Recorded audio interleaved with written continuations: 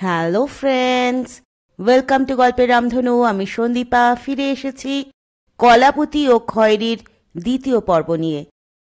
গল্প এবং গল্প পাঠ যদি ভালো লাগে তাহলে চ্যানেলটি সাবস্ক্রাইব করে আমার পাশে থাকবেন এবং লাইক শেয়ার কমেন্ট করতে ভুলবেন না। তাহলে শুরু করা যাক মতি নদীর লেখা কলাবতী সিরিজ থেকে কলাবতী ও খয়েরির দ্বিতীয় পর্ব। নাতনিকে ক্রিকেটের অ আ ক খ শেখাতে গিয়ে রাজশেখরের বয়স যেন 50 বছর কমে গেল। প্রতিদিন কলাবতীর সঙ্গে প্রগতি সংঘের মাঠে যান। মেয়েদের সঙ্গে থপ থপ করে এক পাক দৌড়েই হাঁপিয়ে দাঁড়িয়ে পড়েন। ফণি ঘোষকে ঘিরে মেয়েরা 10 মিটার দূরত্বে গোল হয়ে দাঁড়ায়। তাদের সঙ্গে রাজশেখরও থাকেন। ফণি ঘোষ একজনকে রাবারের বল ছুঁড়ে দেন। প্রথম বেশিরভাগ মেয়েরই হাতে লেগে বল ছিটকে যেত। রাজশেখরেরও তাই হতো। পরে মেয়েরা ক্যাচ ধরাটা রপ্ত করে ফেলে। এমনকি 3 তলা উঁচু বল ছুঁড়ে দিলে এখন প্রায় সব মেয়েই লুফতে পারে। যারা পারে না, ফণি ঘোষ তাদের দেখিয়ে দেন 2 তালু ক্যাচ ধরার সময় কেমনভাবে রাখতে হবে, শরীরের অবস্থান তখন কেমন হবে, আর বারবার বলে দেন বলের থেকে একদম নজর সরাবে না। বল লোফা, জোরে গড়িয়ে দেওয়া বল ছুটে এসে কুড়িয়ে তুলে ছুঁড়ে ফেরত দেওয়া আর ফ্রি হ্যান্ড ব্যায়াম কিছুদিন করার পর একটি মেয়ে সবার হয়ে একদিন বলল, ফণিদা, আমরা কবে ব্যাট করব? ফণি ঘোষ ওদের আশ্বস্ত করে বললেন, হবে হবে, আগে ব্যাট ধরা, ব্যাট হাতে ক্রিজে দাঁড়ানো, ব্যাট তোলা, এগিয়ে পিছিয়ে বল থামানো, এগুলো না শিখলে ব্যাট করা যায় না। তোমাদের কারুর ব্যাট আছে? সবাই চুপ, কলাবতীও। দাদুর ছিল 50 বছর আগে। এক বন্ধুর ছেলেকে সেটি দিয়ে দেন খেলা ছেড়ে দেওয়ার পর। একটি ছোট্ট মেয়ে বলল, আমার দাদার ব্যাট আছে, আমাকে একদম হাত দিতে দেয় না, ছাদে একা একাই ব্যাট চালায় আর বলে, এই দেখ শাস্ত্রীর চাপাটি শট, এই দেখ কপিল দেবের নটরাজ শট। ফণি ঘোষ বললেন, তুমি যেন এখনই চাপাটি নটরাজ করতে যেও না। আগে অয় অজগর আসছে তেরে, তারপর রাখাল অতি সুবোধ বালক, তারপর ঐক্য বাক্য মাণিক্য, এইভাবে ধাপে ধাপে শিখতে হবে। কমিউনিটি হলের সামনেটা সিমেন্ট করা একটা চাতালের মতো। ফণি ঘোষ একদিন একটা টেনিস বল আর নিজের ব্যাটটা নিয়ে শুরু করলেন সেই চাতালে ব্যাটিং শেখানো। কয়েক মিনিটেই হতাশ হয়ে পড়লেন। ব্যাটটা ওদের পক্ষে বড়, লম্বা কলাবতী এবং আরেকটি মেয়ে ছাড়া আর একজনও ব্যাট সোজা রেখে খেলতে পারছে না। অনেকের পক্ষে ব্যাটটা ভারীও। ব্যাটিং শেখানো বন্ধ করে ফণি ঘোষ বললেন, রবারের বল খেলার জন্য কম দামি ছোট সাইজের 40-50 টাকার ব্যাট দোকানে পাওয়া যায়, তোমরা তাই কিনে আনো। 3 দিন পরে একটি মেয়ে ব্যাট হাতে এলো। একজন জানালো, বাবা বলেছে এই তো জুতো প্যান্ট কিনে দিলুম, এখন আর ব্যাট কিনে দিতে পারবো না। অন্যরা প্রায় একই ধরনের কথা বলল। একদিন রাজশেখরের খেয়াল হলো, শুধু ব্যাট বল ফিল্ডিং করে তো একটা টিম খেলতে পারে না, একজন উইকেট কিপারও তো চাই। কথাটা ফণি ঘোষকে বলতে তারও ভ্রু কুঁচকে উঠল। এটা আমি অনেকদিন আগেই ভেবেছি, ফণি ঘোষ বললেন। গোলকিপারের মতো উইকেট কিপারও জন্মায়, ওদের তৈরি করা যায় না। আমি লক্ষ্য করেছি তোমার নাতনিটির মধ্যে উইকেট কিপার হওয়ার গুণগুলো আছে। ওকে উইকেট কিপিং প্যাড আর গ্লাভস কিনে দাও, আর বাড়িতে প্র্যাকটিস করাও আলাদাভাবে। রাজশেখর অসহায়ভাবে বললেন, কিন্তু আমি তো উইকেট কিপিং এর বিন্দু বিসর্গ জানি না। ফণি ঘোষ বললেন, কালীঘাটের মনা ভট্টাচার্যকে মনে আছে? গোটা 10 রঞ্জি ম্যাচ উইকেট কিপ করেছে। এখন লাঠি নিয়ে হাঁটে, বাতে পঙ্গু, টেকনিক্যালি সাউন্ড ছিল। 59-এ পুনা ক্যাম্পে একটা ট্রায়াল ম্যাচে সুভাষ গুপ্তের বলে দাত্তু গায়কোয়াড়ের স্ট্যাম্পিং মিস করে ওর ইংল্যান্ড ট্যুরে যাওয়া হয়নি, গেল নানা জোশী। মনার টেলিফোন নাম্বার দিচ্ছি, ওর সঙ্গে কথা বলে নাতনিকে নিয়ে ওর কাছে যাও, খুব খুশি হবে। সেদিনই সন্ধ্যায় রাজশেখর ফোন করলেন মনা ভট্টাচার্যকে। আমি রাজশেখর সিংহি বলছি, মনে পড়ছে? টাউন ক্লাবের রাজু সিংহি। মনা ভট্টাচার্য উচ্ছ্বসিত স্বরে বললেন, হ্যাঁ হ্যাঁ মনে আছে, ফোনই আজ দুপুরে ফোন করেছিল, তোমার নাতনিকে উইকেট কিপার করাতে চাও। এটা তো একটা থ্যাঙ্কলেস জব, তাও আবার মেয়েদের ক্রিকেট। মাঠে খেলা দেখার লোক হয় না, কাগজে রিপোর্টও করে না। আমি তো ভালো করে হাঁটতে পারি না, ওকে নিয়ে কাল বিকেলে আমার বাড়িতে এসো, যা বলার বলে দেব। করে দেখাতে তো পারবো না, হাঁটু মুড়তে পারি না। আমার ঠিকানাটা লিখে নাও। রাজশেখর ঠিকানাটা লিখে নিয়ে বললেন, কাল বিকেলেই যাচ্ছি, খুঁজে বার করতে অসুবিধে হবে না। পার্ক সার্কাসের ওদিকটা আমার চেনা, আমার ছেলে সতু ডন বস্কোয় পড়তো। পরদিন কলাবতী স্কুল থেকে ফিরে পোশাক বদল করেই বেরিয়ে পড়ল। 1928 সালে তার ঠাকুরদার বাবার কেনা হুড খোলা লম্বা পাদানি থাকা নিয়মিত ঝাড়পোছ করা ফোর্ড গাড়ি স্টিয়ারিংয়ে বসে রাজশেখর, তার পাশে গিয়ে বসল কলাবতী। রাজশেখর শব্দে বল হর্ন বাজাতেই মুরারি ছুটে গিয়ে ফটকের দুটো পাল্লা খুলে দিল। গাড়ি বেরিয়ে গিয়ে থামল। মুরারি আবার ফটক বন্ধ করে গাড়ির পেছনের সিটে এসে বসল। মানিকতলার মোড়ের কাছে রাজশেখর মোটর থামিয়ে পাঞ্জাবির বুক পকেট থেকে 100 টাকার একটা নোট বার করে কলাবতীর হাতে দিয়ে বললেন, ওই যে ছোট্ট মিষ্টির দোকানটা দেখছিস, কড়া পাক নিয়ে আয়, মুরারি সঙ্গে যা। কলাবতী অবাক হয়ে জিজ্ঞেস করল, 100 টাকার? জবাব দিল মুরারি, তবে না তো কি। দোকানের দিকে যাওয়ার সময় মুরারি চাপা গলায় বলল, কর্তাবাবু যখন বলে দেননি কত টাকার কিনতে হবে, তখন ধরে নেব সব টাকারই কিনতে হবে। দোকানটা সত্যি ছোট্ট, একটা লম্বা কাচের শোকেস, ওপরে তাকে স্টিলের ট্রেতে থরে থরে সাজানো সন্দেশ, নিচের তাকে গামলায় রসগোল্লা রাজভোগ। ছোট একটা ক্যাশ বাক্স নিয়ে দেওয়াল ঘেঁষে চেয়ারে বসে শীর্ণকায় সাদা কদমছাড় চুল, ফতুয়া গায়ে এক প্রৌঢ় বসে। মুরারি তাকে বলল, নমস্কার ঘোষমশাই, কর্তাবাবু পাঠালেন, কড়াপাক দিন 100 টাকার। উনি গাড়িতে বসে, এই ওর নাতনি, দোকানটা চেনাতে পাঠালেন। ঘোষমশাই দোকান থেকে বেরিয়ে এলেন শশব্যস্ত। গাড়ির কাছে এসে 2 হাত জোর করে দাঁড়ালেন। রাজশেখর বললেন, কেমন আছো গো ফেলু? ফেলু ঘোষ জানালেন, ভগবান আর আপনাদের দয়ায় ভালোই আছি। আপনি ভালো তো? ছোট কর্তার বিয়ে হয়েছে? হলে তো তুমি আগে জানতে পারতে। সন্দেশটা আজ নেবেন না বড় কর্তা, ছানাটা টিউকলের জলে কাটানো, বরং ক্ষীরে চন্দ্রপুলি আছে, সেটাই দিয়ে দিই। চন্দ্রপুলি? এ আবার জিজ্ঞেস করে? দাও, দিয়ে দাও, সন্দেশ থাক। একটা 5 টাকা, 20টা চন্দ্রপুলির বাক্স একটা পলিথিন ব্যাগে হাতে ঝুলিয়ে মুরারি কলাবতীকে সঙ্গে নিয়ে ফিরল। মনা ভট্টাচার্যের বাড়ি খুঁজে নিতে ওদের অসুবিধে হলো না। কোলাপসিবল গেটের পাশে কলিং বেলের বোতাম। গাড়ি থেকে নেমে মুরারি সেটা টিপতেই ভেতর থেকে ভারী গম্ভীর গলায় ঘৌ ঘৌ ঘৌ শব্দ উঠল। শুনলেই বোঝা যায় বড় বিদেশি কুকুরের ডাক।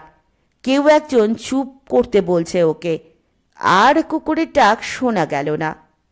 মুরারি বলল, নির্ঘাত বিলেতি কুকুর, তাই এত সভ্য, চুপ করতে বললে চুপ মেরে যায়। কলাবতী বুঝল কথাটা খয়রিকে ঠেস দিয়ে বলা হলো। রাতে একদিন ফটকের কাছে গিয়ে রাস্তার দিকে মুখ করে খয়রি তারস্বরে চিৎকার করে রাস্তার কুকুরদের বাড়ির সামনে থেকে তাড়ায়। মুরারির ধমকানিকে সে তখন গ্রাহ্য করে না। ভেতর থেকে গেটে এসে যে দাঁড়ালো তাকে দেখেই বোঝা যায় সে এই বাড়ির মুরারি। গাড়িতে বসেই রাজশেখর ভারী গলায় জিজ্ঞেস করলেন, এটা কি মনীন্দ্র ভট্টাচার্যের বাড়ি? আগে হ্যাঁ। আছেন? আগে হ্যাঁ, অপেক্ষা করছেন। কলাবতী বুঝল তারা যে আসবে সেটা বলে রাখা আছে। মুরারি পলি ব্যাগটা হাতে নিয়ে দুজনের পেছন থেকে বাড়ির মধ্যে ঢুকে বৈঠকখানার দরজা পর্যন্ত এসে ব্যাগটা কলাবতীর হাতে দিয়ে গাড়িতে ফিরে গেল। এসো রাজু, এসো, কতকাল পরে। মনা ভট্টাচার্য সোফা থেকে উঠে দাঁড়ালেন লাঠিতে ভর দিয়ে, দু হাত বাড়ালেন। মাঝারি উচ্চতা, টাক মাথা, বড় ভুঁড়ি, থলথলে চেহারা। কলাবতী হতাশ হল প্রাক্তন উইকেট কিপারের বপু দেখে। রাজশেখর ওকে জড়িয়ে ধরে বললেন, তা 30-35 বছর তো হলো। কলাবতী চন্দ্রপুলির বাক্স ভরা ব্যাগটা টেবিলে রেখে মনা ভট্টাচার্যকে প্রথমে, তারপর দাদুকে প্রণাম করল। এই বুঝি নাতনি? কি নাম গো তোমার? কলাবতী সিংহ। উইকেট কিপিং শিখবে? কিন্তু আমি তো ভাই দেখছই নড়াচড়া করতে পারি না লাঠি ছাড়া। এটা কি আনলে? পলিব্যাগ থেকে বাক্সটা বার করে রাজশেখর বললেন, তোমাকে কালুর প্রণামী, চন্দ্রপুলি, খেয়ে দেখো। চন্দ্রপুলি? ওফ, এ তো আজকাল চোখেই দেখা যায় না। খোঁজ করেছি, আমাদের এদিককার একটা দোকানেও নেই। নারকোলের মিষ্টি খাওয়ার লোক নাকি এখন আর পাওয়া যায় না। গলায় চাপা গর্ভ মাখিয়ে রাজশেখর বললেন, থাকবে কি করে, এসব পুরনো কলকাতার আদি জিনিস। সকালবেলায় মাথার হাড়িতে চন্দ্রপুলি তিলকুট নিয়ে হাজির হতো কেশবচরণ। বাবা খুব খেতেন, তার কাছ থেকেই খাওয়াটা শিখেছি। পুরনো কলকাতা, আমাদের ছোটবেলার দিনকালের কথা। রাজু, মাঝে মাঝে ভাবি আর অবাক হয়ে যায়। তোমার কি মনে আছে ইডেন গার্ডেন্স আগে কি রকম ছিল? দেবদারু গাছে ঘেরা খোলা মাঠ, গঙ্গা থেকে বয়ে আসতো বাতাস, কাঠের প্যাভিলিয়ন, বিরাট একটা গোল ঘড়ি, তার তলা দিয়ে প্লেয়াররা মাঠে নামত। একটা কাঠের দোতলা স্কোরবোর্ড, তার একতলায় ছোট একটা ট্রেডল মেশিন নিয়ে ছাপাখানা। সেখানে স্কোর কার্ড ছাপা হতো খেলা শুরুর আগে।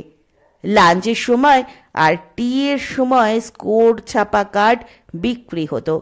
মোটা কাছির রোপের ধারে ঘাসে হাত পা ছড়িয়ে বসে আমি জীবনে প্রথম রঞ্জি ট্রফি ম্যাচ দেখি। মেজো কাকা নিয়ে গেছিলেন। তখন আমার বয়স 12 বছর। একটানা বলতে বলতে মনা ভট্টাচার্য 60 বছর পিছিয়ে গিয়ে তার প্রথম দেখা রঞ্জি ম্যাচটাকে চোখের সামনে ভাসিয়ে তোলার চেষ্টায় চোখ মুছলেন। কলাবতী লক্ষ্য করল তার দাদুর চোখ অন্যমনস্কের মতো মনা ভট্টাচার্যের হাতের লাঠিতে তাকিয়ে। মনা, সেটায় বেঙ্গল খেলেছিল কার সঙ্গে বলো তো? সেন্ট্রাল ইন্ডিয়ার সঙ্গে। আরে, আমিও তো ম্যাচটা দেখেছি।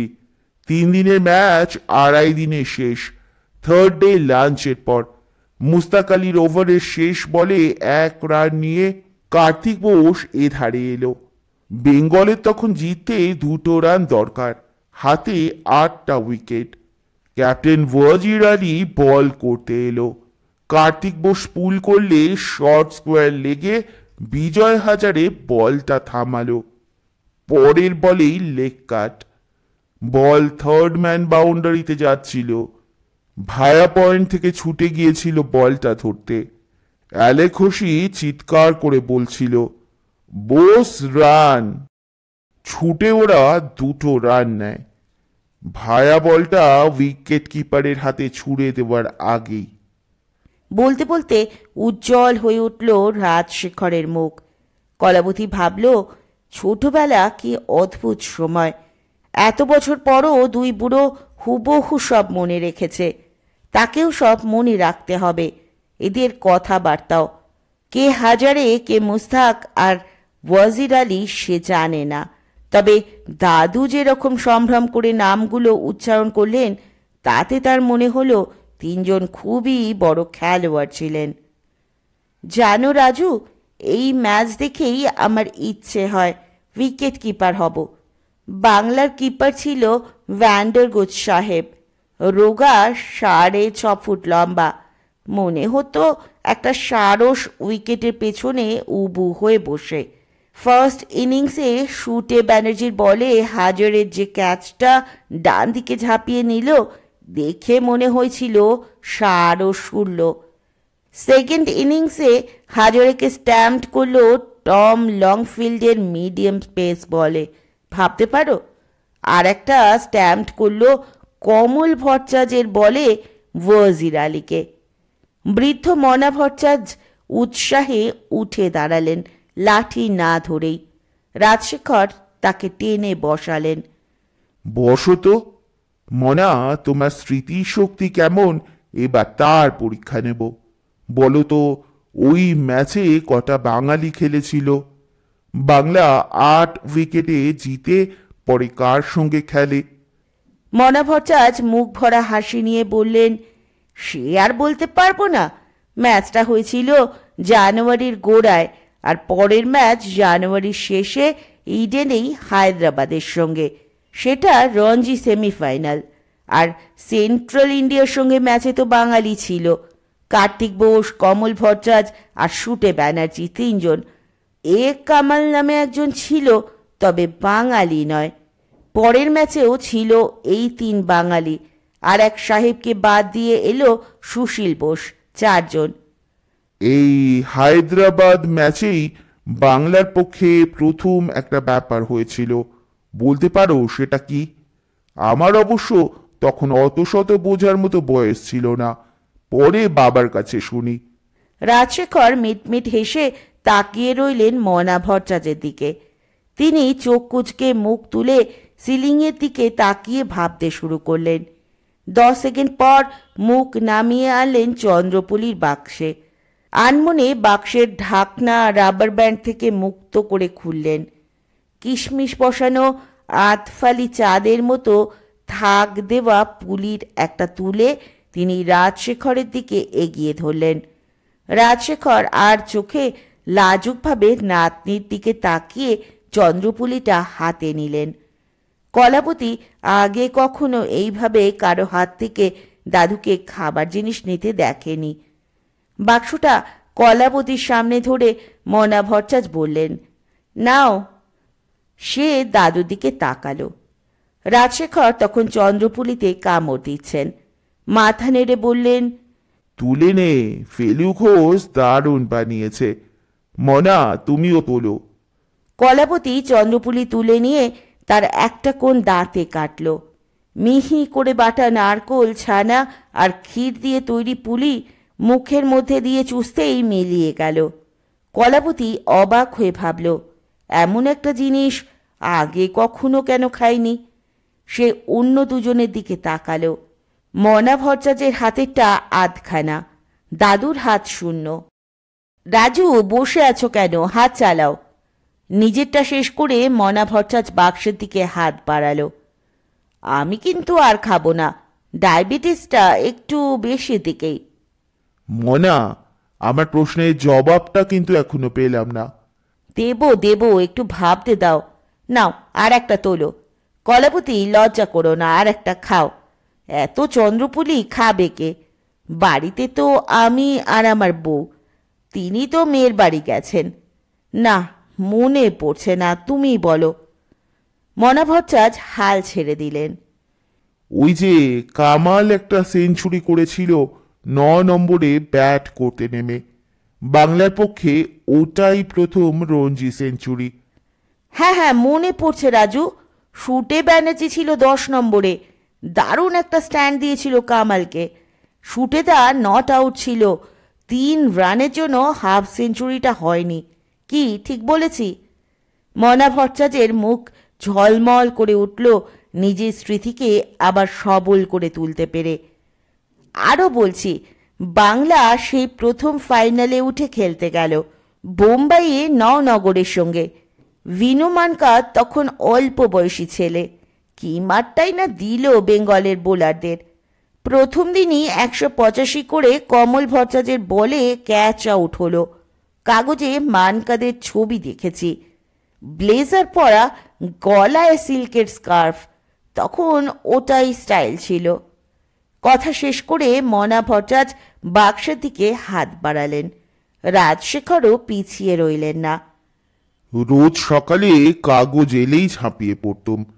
4 দিনের ম্যাচটা যেন 4 ঘন্টায় শেষ হলো বলে তখন মনে হয়েছিল।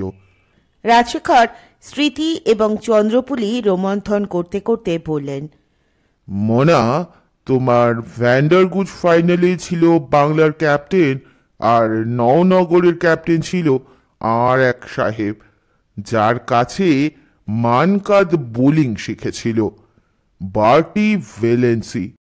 ফার্স্ট ইনিংসে ভ্যান্ডারগুজ দারুণ ব্যাট করে প্রায় 80 রান করেছিল, তবু বাংলা 100-র বেশি রানে পিছিয়ে পড়েছিল। সেটা খানিকটা সামলায় সেকেন্ড ইনিংস স্কিনার সাহেব একটা সেঞ্চুরি করায়, তবু 250-র মতো রানে বাংলা হেরেছিল। মনা ভট্টাচার্যের সঙ্গে রাজশেখরেরও চোখে বিষাদের ছায়া পড়ল। কলাবতীর মনে হলো দুজনে যেন বোম্বাইয়ের মাঠের ধারে বসে এইমাত্র বাংলাকে হেরে মাঠ থেকে ফিরতে দেখছেন। রাজশেখর বললেন, শুটে ব্যানার্জি খেললে অবশ্য শেষ পর্যন্ত কি হতো বলা যায় না। নওনগর ওকেই ভয় পাচ্ছিল, তাই জাম সাহেব ভালো চাকরির টোপ দিয়ে ওকে ফাইনালে ঠিক আগেই তুলে নিয়ে গেল। শুটে বলল, ফাইনালে বাংলার এগেনস্টে খেলবো না। জাম সাহেব বলল, ঠিক আছে, তবে বাংলার পক্ষেও খেলতে পারবে না। তখন তো এখনকার মতো আইনের বাধাবাধি ছিল না, যখন তখন স্টেট বদল করা যেত। ওদের কথাবার্তা শুনতে শুনতে কলাবতী একঘেয়ে বোধ করল। দুজনে যেসব ঘটনার কথা বলে যাচ্ছে তার কিছুই সে বুঝতে পারছে না। কে মানকাদ, কে স্কিনার, কে শুটে, তারা কেমন খেলতো তার বিন্দু বিসর্গ সে জানে না। তাদের কথা শুনতে তার একটুও আগ্রহ হচ্ছিল না, বরং যে জন্য তার এখানে আসা সেই উইকেট কিপিং নিয়ে তো একটা কথাও এখনো পর্যন্ত হলো না। এই সময় বাইরের দরজায় বেল বেজে উঠল, সঙ্গে সঙ্গে ঘৌ ঘৌ ডাক শোনা গেল। মনা ভট্টাচার্য ঘর থেকে চেঁচিয়ে উঠলেন, কোয়াইট, কোয়াইট। ডাক থেমে গেল। কৌতূহলে কলাবতী বলল, মনা দাদু, আপনার কুকুরটা কোন জাতের? ডোবারম্যান। মনা ভট্টাচার্য ভারী গলায় জানালেন, 1 বছর বয়স, দেখতে চাও যদি দেখে এসো, এই পাশের প্যাসেজেই বাধা আছে। কলাবতী ঘর থেকে বেরিয়ে বাদিকে উঠোন, তার ধার ঘেঁষে সাদা পাথরের একটা রোয়াক ভেতর দিকে চলে গেছে দোতলার সিঁড়ি পর্যন্ত। তার মনে হলো সিঁড়ির পেছনে অন্ধকার প্রায় জায়গাটায় কুকুরটা বোধহয় বাধা রয়েছে। সে পায়ে পায়ে এগিয়ে গেল। একটা গড় গড় আওয়াজ শুনেই সে আর এগোলো না। উঁকি দিয়েই চোখাচোখি হলো কুকুরটার সঙ্গে। লম্বা পা, ছিপছিপে কিন্তু স্বাস্থ্যবান, চকলেট রঙের শরীর, লোম মখমলের মতো ঝকঝকে, ল্যাজটা কাটা, দুটো চোখের ঠান্ডা চাউনির আড়ালে যেন ভর করে রয়েছে নিষ্ঠুরতা। ভয়ে গা শিরশির করল কলাবতীর। মোটা চেন দিয়ে বাঁধা থাকলেও সে আর কাছে গেল না। তার মনে পড়ল খয়রিকে। কাকার কাছে তো কত মক্কেলি আসে, সবাই খয়রির অচেনা। গেট থেকে বাড়ির সদরের মধ্যে রাস্তাটায় ও বসে বা শুয়ে থাকে। অচেনা লোকেরা প্রায় পাশ দিয়ে নির্ভয়ে যাতায়াত করে। একদিন সকালে সে গাড়ি বারান্দায় দাঁড়িয়ে দেখছিল এক মক্কেল গেট দিয়ে ঢুকে ওকে দেখে অস্বস্তিতে দাঁড়িয়ে পড়ল। খয়রি এখন অপুরমার যত্নে নাদুস নদুস তাগড়াই হয়ে উঠেছে। নতুন কেউ ওকে প্রথম দেখলে ভয় পাওয়ারই কথা, কিন্তু আশ্চর্য ওর বোধ শক্তি, ঠিক বুঝে যায় কে ভালো আর কে দুষ্টু লোক। সেদিন মক্কেলটি আড়ষ্ট হয়ে যেতে খয়রি একটু একটু ল্যাজ নাড়িয়ে জানিয়ে দিল, ভয় নেই গো, আমি কামড়াবো না। লোকটি তারপর সদর দরজার দিকে এগোলে খয়রি তার পিছু নিয়ে দরজা পর্যন্ত পৌঁছে দিয়ে আসে।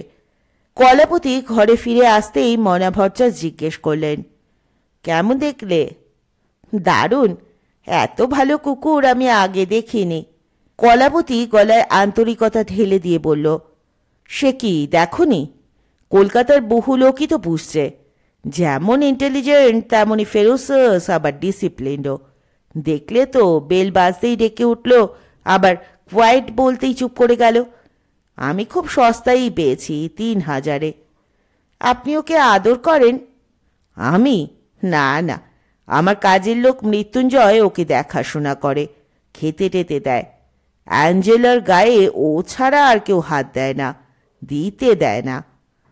কলাপতির মনে পড়ল পুরনো খবরের কাগজ বিক্রি করার জন্য মুরারিদা একটা লোককে ডেকে এনেছিল।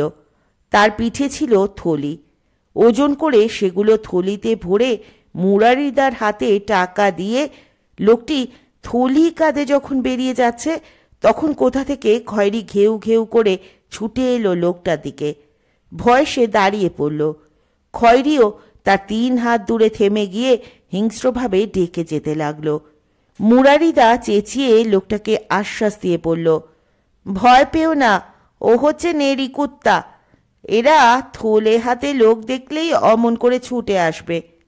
আস্তে আস্তে গেটের দিকে এগিয়ে যাও। লোকটি তাই করল। খয়েরি চিৎকার করতে করতে গেট পর্যন্ত গেল কামড়াবার ভয় দেখাতে দেখাতে, কিন্তু কামড়ায়নি। কলাপতি একতলার ঘরের জানলা থেকে সব দেখছিল। মুরারির তাচ্ছিল্যে বলা এ হচ্ছে নেড়ি কুত্তা শুনে তার মাথার মধ্যে আগুন জ্বলে উঠেছিল। ছুটে বেরিয়ে এসে সে খয়েরির গলার বকলেস ধরে তাকে এলো পাথারি চড়চাপ্পড় মারতে মারতে নেড়ি নেড়ি কুত্তা বলে চেঁচিয়ে যেতে লাগলো। খয়েরি প্রথমে অকারণ প্রহারে হকচকিয়ে বিভ্রান্ত হয়ে আউ আউ শব্দ করে কলাপতির হাত ছাড়িয়ে পালাতে চাইল, কিন্তু এত শক্ত করে কলাপতি বকলেসটা ধরেছিল যে সে পারল না। এক্ষেত্রে অন্য কুকুর হলে মুখ ঘুরিয়ে কলাপতির কবজির কাছে হাতটায় কামড় দিত। তা না করে খয়েরি তার পা মাটিতে ছড়িয়ে বসে পড়ে মাথায় পিঠে চড় খেয়ে যেতে লাগলো আর আওয়াজ করে গেল। মুরারি ছুটে এসে কলাপতির হাত চেপে ধরে বলল, করছো কি কালু দিদি, থামো। কলাপতি তখন বকলেস ছেড়ে দেয়। ছাড়া পেয়েই ছুটে ফটক দিয়ে বেরিয়ে যায় রাস্তায়। রাত্রে অপুরমা ফটকের বাইরে থেকে খয়েরিকে বকলেস ধরে হিড় করে টেনে নিয়ে আসে। কালু দিদি, এই নাও তোমার খয়েরিকে, রাগ করে ফটকের বাইরে বসেছিল, ওকে তুমি নিজে হাতে খেতে দাও। মুরারিদা বলল, তুমি নাকি ওকে চোরের মার মেরেছ, করেছিল কি? কিছু নয়, ও কেন বিলিতি কুকুর হয়ে জন্মালো না? তাহলে সবাই ওকে খাতির করতো, ভয় পেত, ওকে নেড়ি বলে তাচ্ছিল্য করার সাহস পেত না। কলাপতি ঝাঁঝালো স্বরে বললেও গলায় ছিল অভিমান আর অকারণে মারার অনুশোচনা। কলাপতি সেদিন রাতে নিজের হাতে রুটি খাইয়েছিল, এক হাতে খয়েরির গলা জড়িয়ে ধরে। খাওয়ার পর তার হাতটা বাড়িয়ে দেয় খয়েরির দিকে চাটার জন্য। অবশ্যই সে চেটেছিল, কেননা ওভাবেই সে আদর জানায়। গাড়ি বারান্দায় দাঁড়িয়ে দৃশ্যটা দেখছিলেন রাজশেখর। তিনি পাশে দাঁড়ানো সত্যশেখরকে তখন বললেন, ঠিক যেন মা আর মেয়ে। কলাপতি অন্যমনস্ক হয়ে গিয়েছিল খয়েরির কথা ভাবতে ভাবতে। মনা ভট্টাচার্যের কথায় তার হুঁশ ফিরে এলো। তুমি পুষবে? অ্যাঞ্জেলের বাচ্চা হলে তোমায় একটা দেব। দরকার নেই, আমার আছে। কলাপতি ছোট্ট জবাব দিয়ে হাসল। বটে বটে, কি জাতের? মনা ভট্টাচার্য উৎসাহী হয়ে উঠলেন। নেড়ি। মনা ভট্টাচার্যের মুখ দেখে মনে হলো এমন জাতের নাম কখনো শোনেনি। ফ্যাল ফ্যাল চোখে তাকিয়ে রইলেন। ওকে কিনতে হয়নি, নিজে থেকেই এসেছে। ওকে বেঁধে রাখা হয় না, ও বাধা থাকতে চায় না। যে কেউই ওর গায়ে হাত দিতে পারে। চাপা একটা গর্ব কলাপতির স্বরে ফুটে উঠল। রাজশেখর প্রসঙ্গটা ঘোরাতে বলে উঠলেন, মনা যে জন্য আশা, তুমি কালুকে কিছু টিপস দাও যাতে ও উইকেট কিপার হতে পারে। দেখো, আমাদের সময়ে এখনকার মতো কোচিং টোচিং ছিল না। ব্যাট বা বলের জন্য তবু কোচ পাওয়া যেত, কিন্তু উইকেট কিপারদের জন্য কিছুই ছিল না। একটু আধটু যেটুকু শেখার শিখেছি ভালো উইকেট কিপারদের দেখে দেখে, আর বাকি বেশিরভাগটাই নিজের বোধ বুদ্ধি দিয়ে আর অনবরত প্র্যাকটিস করে করে। উইকেট কিপিংয়ের ছক বাঁধা কোনো নিয়ম নেই। সুভাষ গুপ্তের বলে কোন দিকে কিভাবে ক্যাচ উঠবে কেউ জানে না। মুহূর্তের জন্য কনসেন্ট্রেশন হারাবে না, বল থেকে চোখ সরাবে না। দিনে 50 ওভারের খেলায় এক্সট্রা বল বাদ দিয়ে 300 বল করা হয়, তার মানে 300 ওট বোস। এজন্য আগে পায়ের কোমরে জোর চাই। সারা ইনিংসে পাবলিক তোমার কথা ভুলে থাকবে। যেই একটা ক্যাচ কি স্ট্যাম্প মিস করবে তখন তাদের তোমাকে মনে পড়বে, আর 7 দিন ধরে খোটা শুনে যেতে হবে। আর একটা শক্ত ক্যাচ নিলে বা স্ট্যাম্প করলে জুটবে শুধুমাত্র কিছু হাততালি। যাক, তোমাকে এইসব বলে নিরুৎসাহ করব না। দেখি তো উইকেটের পিছনে তুমি কিভাবে স্ট্যাম্প নাও। কলাবতী ঘরের ফাঁকা জায়গায় গিয়ে উবু হয়ে বসে দুপায়ের ফাঁকে মেঝের ওপর 2 হাতের মুঠি ঠেকিয়ে রাখলো, ঠিক সেইভাবে টিভিতে যেমনটি দেখেছে দেশি ও বিদেশি উইকেট কিপারদের। মনা ভট্টাচার্য চোখ দুটো সরু করে ওর বসার ভঙ্গি দেখে বললেন, নড়াচড়া চট করে করতে তোমার সুবিধে হয় এমনভাবে বসবে। পা দুটো অত কাছে রাখলে ডাইনে কি বায়ে কুইক সরে যেতে পারবে না, দেরি হয়ে যাবে। আর ব্যাটিংয়ের সময় যেমন স্টান্স নেয় তেমনই শরীরে ভর থাকবে পায়ের পাতার সামনের দিকে। গোড়ালি দুটোর ওপর ভর থাকলে ফুটওয়ার্কে দেরি হয়ে যাবে। আচ্ছা, এবার গ্লাভসে বল ধরাটা দেখি। কলাপতি 2 হাতে চেটো পাশাপাশি জড়ো করে দেখালো। আঙুলগুলো আর একটু ফাঁক করে বল জামানোর জায়গাটা বড় করো, আর একটা হাতের কোড়ে আঙুলের ওপরে অন্য হাতের কোড়ে আঙুলটা রাখলে বল গলে যাওয়ার সম্ভাবনাটা থাকবে না। আঙুল কখনো বল রিসিভ করার সময় বলের দিকে উঁচিয়ে রাখবে না, গ্লাভস জোড়া পেতে রাখবে। বলটাকে গ্লাভসে আসতে দেবে। জমা পড়লে হাত পেছনে টেনে নিয়ে বলটা জমতে দেবে। বলার সঙ্গে সঙ্গে মনা ভট্টাচার্য সোফায় বসেই যথাসাধ্য দেখালেন, তোমাকে কিন্তু প্যাড আর গ্লাভস পরে বাড়িতে 2 হাত দিয়ে বল ধরার জন্য ডাইনে বায়ে ঝাঁপিয়ে পড়াটা প্র্যাকটিস করে যেতে হবে। প্রথমে ক্যাম্বিস কি রাবারের বলেই করো, তারপর ক্রিকেট বলে। কলাপতি মন দিয়ে শুনল। রাজশেখর জানতে চাইলেন, মনা, এই যে বললে যেটুকু শিখেছি দেখে দেখে, কাকে দেখে শিখেছিলে? খোকনদাকে। কলাপতি জিজ্ঞেস করল, কে খোকনদা?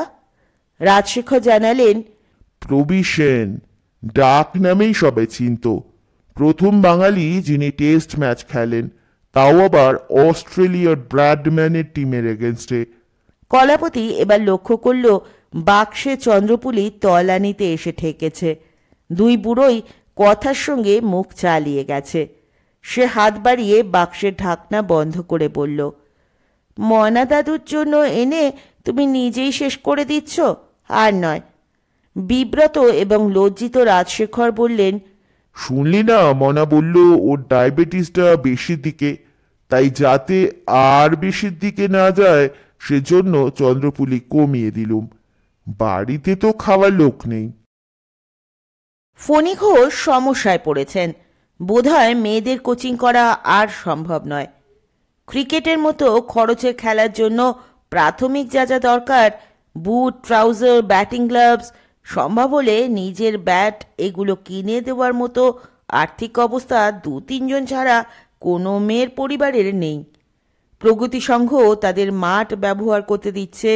3টে স্ট্যাম্প, পুরনো একজোড়া ব্যাটিং প্যাড, গ্লাভস, 2টো পার্চমেন্ট মোড়া ফাটা প্র্যাকটিস ব্যাট আর 2টো পুরনো ক্রিকেট বল, যা বহুবার ব্যবহারে নরম এবং ফুলে বড় হয়ে গেছে।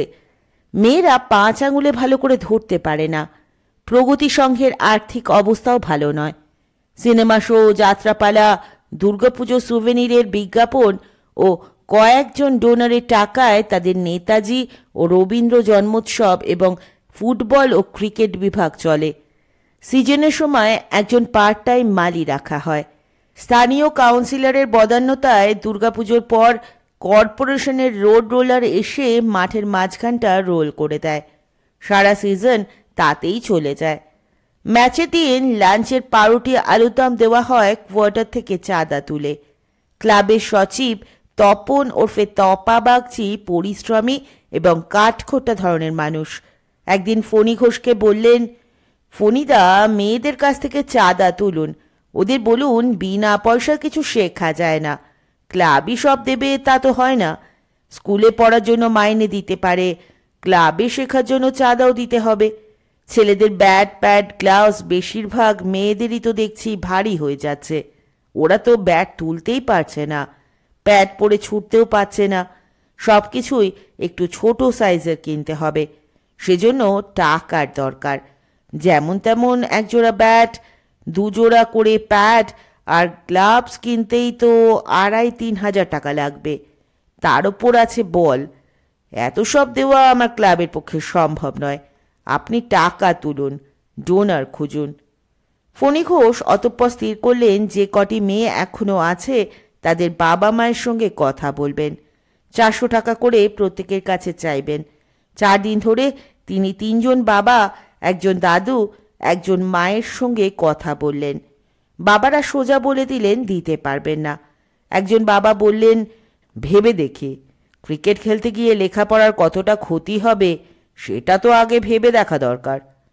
আর একজন বললেন, প্রাইভেট টিউটরের মাইনে, তার উপর ক্রিকেটের খরচ, না দাদা, পারবো না। এক মা বললেন, অত শক্ত বলে খেলা, সেদিন মেয়ের আঙুলে বল লাগলো, আজ 3 দিনেও ভালো করে আঙুল বাঁকাতে পারছে না, কলম ধরতে পারছে না। না বাপু, ক্রিকেট খেলে কাজ নেই, তার থেকে বরং টেনিস মেনিস খেলা শেখাতে পারেন, যদি তার ব্যবস্থা করেন। সেদিন টিভিতে স্টেফিকে দেখছিলুম, কি সুন্দর যে লাগছিল। আপনি ডোনেশনের জন্য ভাববেন না। দাদু বললেন, ক্রিকেট খেলে কি হবে? মেয়েদের ক্রিকেটে কি টাকা আছে? চাকরি পাওয়া যাবে? ছেলেদের যত নাম বেরোয় কাগজে, কই মেয়েদের নাম তো দেখি না। না বসাই, টাকা ফাঁকা দিতে পারবো না, যতটুকু শিখেছে তাই যথেষ্ট। অবশ্য একজন বাবা এক কথায় দিতে রাজি হলেন। আর একজন বললেন, জিনিসপত্রের দাম যেভাবে বাড়ছে তাতে একটু টানাটানির মধ্যে পড়ে গেছি। বড় জামাইবাবুর বাইপাস সার্জারিতে অনেক টাকা দিতে হলো, হাত এখন একদম খালি, তবে মাসে 50 টাকা করে 4 মাসে দিতে পারি। ফণি ঘোষ আর কোনো অভিভাবকের সঙ্গে কথা বলতে উৎসাহ বোধ করলেন না। সকালে মেয়েরা মাঠে আসতেই তিনি তাদের জড়ো করে বললেন, ক্রিকেট কি করে খেলতে হয় সে সম্পর্কে মোটামুটি একটা ধারণা আশা করি তোমাদের হয়েছে। একদমই খেলতে জানতে না, এখন তবু ব্যাট ধরা, বল ধরা, ফিল্ড করাটা তোমরা শিখেছ। এটা হলো ভিত, এর ওপর একতলা দোতলা তৈরি করতে করতে উঁচু বাড়ি তৈরি করা। এজন্য আসল ক্রিকেট সরঞ্জাম নিয়ে আসল প্র্যাকটিস করে যেতে হবে। সেই জিনিসগুলো পেতে হলে টাকা দিয়ে কিনতে হবে, কিন্তু টাকা আমাদের নেই। আমি চেষ্টা করেছি টাকা জোগাড়ের, তা তো তোমরা জানোই। তোমাদের বাড়ি বাড়ি গিয়েছি, কিন্তু ফণি ঘোষ মেয়েদের মুখের দিকে তাকিয়ে থেমে গেলেন। তিনি নিজেও বিষণ্ণ বোধ করছেন। উৎসাহে টকবক করা, খেলা শিখে বড় খেলোয়াড় হওয়ার স্বপ্ন দেখা উজ্জ্বল চোখগুলিকে ঝিমিয়ে যেতে দেখে তার মন দুঃখে ভরে গেল। মেয়েদের মধ্যে দাঁড়িয়েছিল কলাবতীও। শুনে তারও মন খারাপ হয়ে গেল। শুধু টাকার অভাবে ক্রিকেট খেলার এই সুযোগটা, এত মেয়ের বন্ধুত্ব তাকে হারাতে হবে ভেবে। ক্রিকেট তো একা খেলা যায় না, একটা দল থাকতে হবে। দল না থাকলে তার খেলাও নেই। সেই দল গড়ে উঠছিল, কিন্তু গড়ার মুখেই ভেঙে যেতে বসেছে। সে জিজ্ঞেস করল, ফণিদা, কত টাকা হলে আমাদের আসল প্র্যাকটিস শুরু করা যাবে? ফণি ঘোষ মুখে ক্ষীণ ও হাসি ফুটিয়ে বললেন, 3,000 হলেই এখন চলবে। কলাপতি আর কিছু জিজ্ঞেস করল না, শুধু ভ্রু দুটো একবার ওপরে তুলে কি যেন ভাবল। রাজশেখরের ইনফ্লুয়েঞ্জা হয়েছে শুনেছিলেন ফণি ঘোষ। জিজ্ঞেস করলেন, কালু, এখন রাজু কেমন আছে? সেরে গেছেন, তবে বেশ দুর্বল। আজ বলছিলেন আসবেন, আমি বারণ করলুম। এতটা পথ হেঁটে আসার জন্য শরীরে যথেষ্ট জোর এখনো ফিরে পাননি। আজ বিকেলের দিকে রাজুকে দেখতে যাব, আর সেই সঙ্গে দেখে আসবো তোমাদের বাগানে তুমি কীরকম উইকেট কিপিং প্র্যাকটিস করছো। সিংহিবাড়ি ও বাগান প্রায় 2 বিঘে জমিতে। কলকাতা শহরে এত বড় জমি সমেত বাড়ি খুব কমই আছে। বাড়িতে থাকেন মাত্র 5টি লোক, আর সবই ঠিকে ঝি চাকর। বাড়ির সঙ্গের বাগানটি অযত্নেই পড়েছিল এতদিন। কলাবতী প্র্যাকটিসের জন্য ঝোপঝাড় কেটে ইটকাঠ সরিয়ে রাস্তার দিকের পাঁচিলের কাছে চাপা গাছের ধারে প্রায় 10 বর্গফুট জমি থেকে জনমজুর লাগিয়ে কাকড় বেছে তুলে ফেলে বড় বড় ঘাস ছাঁটাই করে এবং জল ঢেলে মাটি দুর্মুষ দিয়ে পিটিয়ে পিটিয়ে ক্রিকেট পিচ বানানোর চেষ্টা হয়েছে। সেখানে 10টা বল পড়লে অন্তত 3টে 45 ডিগ্রি কোণে ছিটকে যাবে। 2টো লাফিয়ে বুকের কাছে আসবে, 2টো আসবে জমি খসড়ে, বাকি 3টে আসবে ঠিক উচ্চতায়। এই পিচেই 3টে স্ট্যাম্প পুঁতে কলাবতী উইকেট কিপিং প্র্যাকটিস করে আসল ক্রিকেট বল দিয়ে। প্রথম দিন রাজশেখর নিজে 8টা লেগ ব্রেক বল করে হাঁপিয়ে পড়েন। 8টার মধ্যে 4টে কলাবতীর মাথার অনেক ওপর দিয়ে গিয়ে পাঁচিলে ঠকাস করে লাগে। বাকি 4টের মধ্যে 2টো রাজশেখরের থেকে 5 হাত দূরে পিচ পড়ে 3টে ড্রপ খেয়ে উইকেট কিপারের কাছে পৌঁছয়, আর 2টো গলির দিকে যেতে যেতে চাপা গাছের গুঁড়িতে ধাক্কা মারে। মুরারি অপুরমা কাছেই দাঁড়িয়ে ক্রিকেট নামক এই অদ্ভুত খেলাটা দাদু ও নাতনি কেমন করে খেলে তাই দেখছিল। পাশে ছিল আর এক দর্শক, খয়রি। ওদের শুনিয়ে লাজুক স্বরে রাজশেখর জানালেন, না, শরীরটা দুর্বল লাগছে। 45 বছর খেলা ছেড়েছি, তারপর ক্রিকেট বল তো আর ছুঁইনি। মুরারি, পারবি বল করতে? যা, কালু দিদিকে প্র্যাকটিস দে। আদেশটা প্রথমে হৃদয়ঙ্গম করতে পারেনি মুরারি। সে শুধু দাঁত বার করে হেসে দাঁড়িয়ে রইল। মুরারি, কথাটা কানে গেল কি? বলটা নিয়ে এইভাবে কালু দিদির দিকে ছুঁড়ে ছুঁড়ে দিবি, ঠিক ওই জায়গাটায় যেন পড়ে। এই বলে রাজশেখর বলটা ঢিল ছোড়ার মতো জোরে ছুঁড়ে কলাবতীর প্রায় 10 ফুট সামনে ফেললেন। উইকেটের পিছনে উবু হয়ে বসা কলাবতী অফ স্ট্যাম্পের এক হাত বাইরে পরিচ্ছন্নভাবে কোলের কাছে বলটা গ্লাভসে জমিয়ে নিল। দেখলি তো, এইভাবে ছোট, ঠিক ওইখানটায়। রাজশেখর আঙুল দিয়ে দেখিয়ে দিলেন। কলাপতি বলটা গ্লাভসে ধরে বোলারকে ফিরিয়ে দেওয়ার জন্য উঁচু করে তুলে ছুঁড়ে দিয়েছে। বলটা রাজশেখরের দিকে না গিয়ে উঠল মুরারির মাথার ওপর। সে হাই হাই বলে 2 হাত মাথার ওপর তুলল হরিনাম সংকীর্তন করার মতো। বলটা তার মাথার ওপর পড়ত, কিন্তু পড়ল কাঁধে। সেখান থেকে ছিটকে খয়রির পাশ দিয়ে যেতেই খয়রি তাড়া করে বলটা কামড়ে ধরে দাঁড়িয়ে লেজ নেড়ে যেতে লাগলো। কলাবতী হাত বাড়িয়ে তাকে ডাকল, আয় খয়রি আয়, বলটা দে। বল মুখে নিয়ে খয়রি ছুটে এলো কলাবতীর কাছে। ওর মুখ থেকে ক্রিকেট বলটা বার করে নিয়ে কলাবতী সেটা গড়িয়ে দিয়ে ধর ধর বলে চেঁচিয়ে উঠল। খয়রি বলের পেছনে ছুটল। 12-14 মিটার বলটা গেছে, তখন গিয়ে বলটা মুখে ধরল যেভাবে সে তাড়া করে ইঁদুর ধরে বাগানে। বল মুখে নিয়ে সে ফিরে এলো কলাবতীর কাছে। বলটা মুখ থেকে জমিতে নামিয়ে রেখে সে লেজ নাড়তে থাকলো। লেজ নাড়াটা তার খুশির প্রকাশ। এখন সে একটু বাহ বাঁচায়। অপুর মা ওর মাথা নেড়ে দিল। উচ্ছ্বসিত কলাবতী বলল, দাদু দেখো, একটা ফিল্ডার পেয়ে গেছি। সে বলটা এবার আলতো করে তুলে দিল দাদুর দিকে। রাজশেখর লুফলেন। খয়রি ধরবে বলে ছুটে গেল বল অনুসরণ করে। বল না পেয়ে খয়রি 2-3 বার ভৌ ভৌ করে ডেকে বলটা চাইল। রাজশেখর খয়রির মাথা চাপড়ে দিলেন। কিরে, হাঁ করে দাঁড়িয়ে আছিস কেন? তিনি ধমক দিলেন মুরারিকে। মুরারি 2 বার ঢোক গিলে অপূর্মার আঁচল চাপা মুচকে হাসা মুখের দিকে একবার আর চোখে তাকিয়ে রাজশেখরের হাত থেকে বলটা নিল।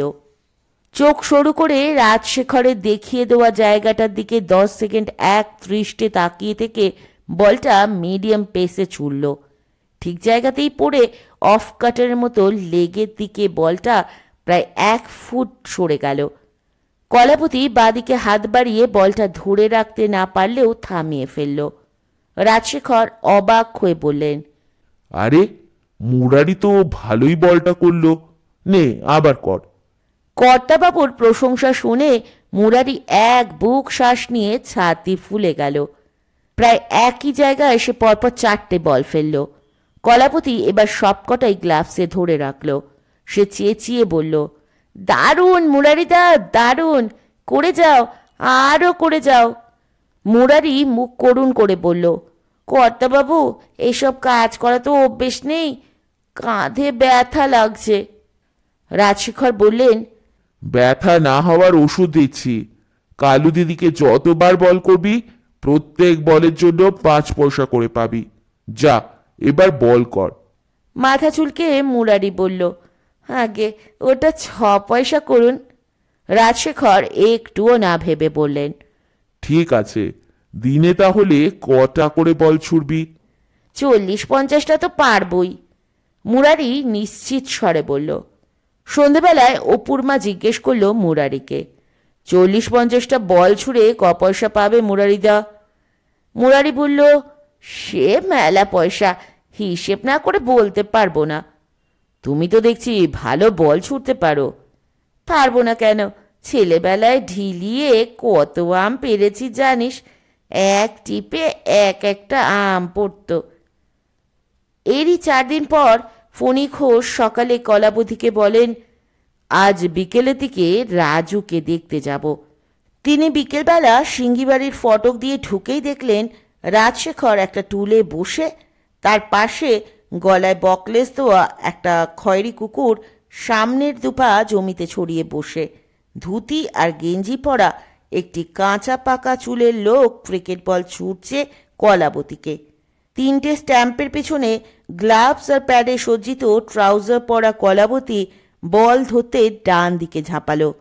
ফণি ঘোষ আর না এগিয়ে দাঁড়িয়ে রইলেন দূর থেকেই দেখার জন্য। রাজশেখরের হাতে ফর্দের মতো লম্বা কাগজ আর কলম। মুরারি একটা করে বল ছুটছে আর ফর্দে তিনি টিক দিচ্ছেন। 13 নম্বর টিক দিয়েছেন যখন কলাবতী চেঁচিয়ে উঠল, দাদু দেখো দেখো কে এসেছেন। রাজশেখর মুখ ফিরিয়ে দেখে বললেন, আরে ফণি, ওখানে দাঁড়িয়ে কেন? এসো এসো, কেমন দেখছো বলো? ফণি ঘোষ কাছে এসে বললেন, কালু তো ভালোই কালেক্ট করছে, তবে একটা মুশকিল কি জানো রাজু, ম্যাচে যখন কিপ করবে তখন তো সামনে ব্যাট হাতে একজন থাকবে, তখন কিন্তু কিপিংটা এমন সোজা ব্যাপার হবে না। কিন্তু তোমার এখানে তো কারুর ব্যাট করা সম্ভব নয়। ওকে এবার মেয়েদের ভালো ক্লাবে দিতে হবে, যেখানে সত্যিকারের প্র্যাকটিস হয়। মেয়েদের ক্লাব কোথায় পাবো? রাজশেখরকে অসহায় দেখালো, তারপরই তাড়া দিলেন মুরারিকে। হাঁ করে কথা গিলছিস কি? বল ছোড়। অপূর্মা, এটা ধরো। রাজশেখর বল ছোড়ার ফর্দ আর কলমটা ওর হাতে দিয়ে বললেন, যেভাবে ঠিক দিয়েছি গুনে গুনে সেইভাবে দিয়ে যাও, আমি বৈঠকখানায় যাচ্ছি। ফণি ঘোষকে নিয়ে রাজশেখর বাড়ির দিকে চলে গেলেন। ঠিক করে টিক দিবি, মুরারি হুঁশিয়ার করে দিল অপূর্মাকে। একটা বড় কাজের দায়িত্ব পেয়ে অপূর্মার মুখ গম্ভীর হয়ে উঠল। মুরারি একটা করে বল ছোড়ে আর বলে, টিক মার। অপূর্মা একটা টিক দেয় 2টো বল ছোড়ার পর। আধ ঘন্টা পর কলাবতী ফিরল। তখন ফণি ঘোষ বলছেন, ধুপুদের ক্লাবটা ভালো, টাকা কড়িও আছে, নইলে নেট খাটিয়ে প্র্যাকটিস করতে পারে। এই যে কালু, শোনো, তুমি ধুপুদের ক্লাবে জয়েন করো। প্রগতির সঙ্গে থাকলে তোমার কিছু হবে না। উইকেট কিপিংয়ে তোমার একটা সহজাত ঝোঁক, মানে, বোঝানোর জন্য সঠিক কথাটা তিনি খুঁজতে শুরু করলেন। রাজশেখর বললেন, সহজাত দখল আছে? হ্যাঁ হ্যাঁ, আমি দেখছিলুম ওর বডি মুভমেন্ট, এটা তো কেউ ওকে শেখায়নি, কিন্তু ঠিক বলের লাইনে মুভ করছিল। ফণি ঘোষ তারিফের ভঙ্গিতে চোখ বুজে মাথা হেলালেন। রাজশেখর বললেন, কালু, ফোনই আজ প্রথম এলো, মিষ্টি মুক্ত করাতে হবে। কলাবতী মুখ টিপে হেসে জানালো, মুরারিদাকে আমি বলে দিয়েছি। সিংহিবাড়ির দুটো ফ্রিজ সবসময়ই ভর্তি থাকে মরশুমি ফল আর নানাবিধ মিষ্টান্নে। একটু পরেই ট্রে হাতে মুরারি এলো। প্লেট ভরা কাটা ল্যাংড়া আম আর কড়া পাকের সন্দেশ। চা দেব না লস্যি? মুরারি রাজশেখরের কাছে জানতে চাইল। লস্যি দিক। রাজশেখর অনুমোদনের জন্য ফণি ঘোষের দিকে তাকালেন। মাথা হেলিয়ে তিনি সম্মতি জানালেন। পরদিন স্কুলে টিফিনের সময় কলাবতী খুঁজে বার করল ধুপুকে। তোর সঙ্গে একটা কথা আছে, চালতাতলায় আয়। স্কুলের উঠোনে একটা চালতা গাছ আছে, তার গুড়ি ঘিরে সিমেন্টের রক, সেটাই চালতাতলা। দুজনে এসে রকে বসল। কলাবতী টিফিন বক্স খুলে ধুপুর সামনে ধরে বলল, নে তোল। ধুপু খুঁটিয়ে দেখে সিদ্ধ ডিমটা তুলে নিয়ে আধখানা কামড়ে চিবোতে চিবোতে বলল, বল এবার। ভনিতা না করেই কলাবতী বলল, তোদের ক্লাবে ভর্তি হব, উইকেট কিপিং প্র্যাকটিস করব। ধুপু বলল, আমাদের ক্লাবে একজন উইকেট কিপার আছে, দুজন থাকলে অসুবিধে হবে কি, একজন যদি কোনো কারণে না খেলতে পারে? কলাবতী জিজ্ঞাসু চোখে তাকালো। ধুপু ভ্রু কুচকে কয়েক মুহূর্ত ভেবে বাকি ডিমটা মুখে পুড়ে বলল, আমাদের সেক্রেটারি ইন্দুদিকে জিজ্ঞেস করে পরশু তোকে বলবো। তুই বল টল ধরতে বা থামাতে পারিস তো? আজ বিকেলে আয় না আমাদের বাড়িতে, তোকে দেখিয়ে দেব বল ধরতে পারি কি না। আর কিছু খাবি না? কলাপতি টিফিন বক্সটা আবার এগিয়ে ধরল। ধুপু ইতস্তত করে চমচমটা তুলে নিল। বিকেলে কলাবতী বাগানে মুরারির ছোড়া বল ধরছে। টুলে বসে রাজশেখর, তার পাশে খয়েরি। অপুর মা অনুপস্থিত। সে তখন বাড়ির মধ্যে বাসন মাজার ঠিকে কাজের লোকের সঙ্গে কি একটা ব্যাপারে হেস্তনেস্ত করায় ব্যস্ত। তখন ধুপু এলো। ফটক দিয়ে ঢুকে এধার ওধার তাকিয়ে কলাবতীকে চোখে পড়তেই এগিয়ে গেল। খয়েরি এগিয়ে এসে ধুপুর জুতো শুকল। একটা হাই তুলে আগের জায়গায় ফিরে এলো। দাদু, এই আমার বন্ধু ধুপু, ভালো নাম ধূপছায়া, ব্যাটে ওপেন করে। দাদুর কথা তো তোকে বলেইছি। ধুপু বলল, বাহ, প্র্যাকটিসের তো ভালো ব্যবস্থা, গ্লাভস প্যাড সবই নিজের, দেখি তো কেমন ফিল্ড করিস। এই বলে ধুপু মুরারির কাছ থেকে বলটা চেয়ে নিল। কলাপতি উইকেটের পেছনে গেল। খুবই স্লো লেগ ব্রেক, কিন্তু বল ভালোই ঘুরল জমি থেকে। দুটো স্ট্যাম্পে লাগলো, চারটে মিডল স্ট্যাম্প থেকে অফের দিকে গেল। কলাপতি ধরল এবং লেগ স্ট্যাম্পের বাইরে তিনটেও। চমৎকৃত ধুপু বলল, বাহ, তুই তো সবকটা বলই ধরলি, ধরে আবার স্ট্যাম্পও করলি, শিখলি কোত্থেকে? টিভিতে দেখে দেখে উইকেট কিপারের কাজটা বুঝে গেছি, তারপর প্র্যাকটিস। কলাবতী হাসতে শুরু করলো। কিরে, আমাকে দিয়ে তোদের চলবে? সেটা ঠিক করবেন বাবুদা, ভালো নাম সুবীর ব্যানার্জি, রঞ্জি ট্রফি খেলেছেন, এখন আমাদের কোচ। আমাদের নেট হয় একদিন অন্তর দুবেলা 1 ঘন্টা করে। কাল হবে সকাল 7টায় আর বিকেল 4টে, তারপর আবার তরশু হবে। ছুটির দিনে একবেলা সকালে 3 ঘন্টা হয়। আমি কালই সেক্রেটারিকে বলবো, হাসিদির একজন বদলি দরকার। কলাপতি জিজ্ঞেস করল, হাসিদিকে? আমাদের উইকেট কিপার, থাকে বাগুইহাটিতে। তুই আয়, ওর সঙ্গে আলাপ করিয়ে দেব, খুব ভালো মেয়ে। পরদিন স্কুল শুরুর আগে কলাপতি অধীর উৎকণ্ঠা নিয়ে স্কুলের ফটকে অপেক্ষা করছিল ধুপুর জন্য। কি বললেন ইন্দুদি? কলাপতি শ্বাস বন্ধ করে ধুপুর দিকে তাকিয়ে ওর মুখভাব লক্ষ্য করে যেতে লাগলো। মুখটা গম্ভীর লাগছে যেন। ধুপু না দাঁড়িয়ে হাঁটতে লাগলো। বল, কি বললেন? কলাপতি হাত চেপে ধরে ধুপুকে থামালো। বললেন পরশু সকালে যেতে, তোকে দেখবেন। হতভম্ব কলাপতি বলল, দেখবেন? আমাকে দেখে কি হবে? বা দেখবেন না, তুই ব্যাক স্টপার না সত্যিকারের উইকেট কিপার? আমি তো এখনো উইকেট কিপারই হইনি। ভালো করে শেখার জন্য ভালো বোলারদের বলে প্র্যাকটিস করতে চাই ভালো উইকেটে। দেখেছিস তো আমাদের বাগানে কীরকম এবড়ো খেবড়ো জমিতে কীরকম বোলিংয়ে শিখি। এই বিদ্যে নিয়ে কি উইকেট কিপিং পরীক্ষায় পাশ করা যায়?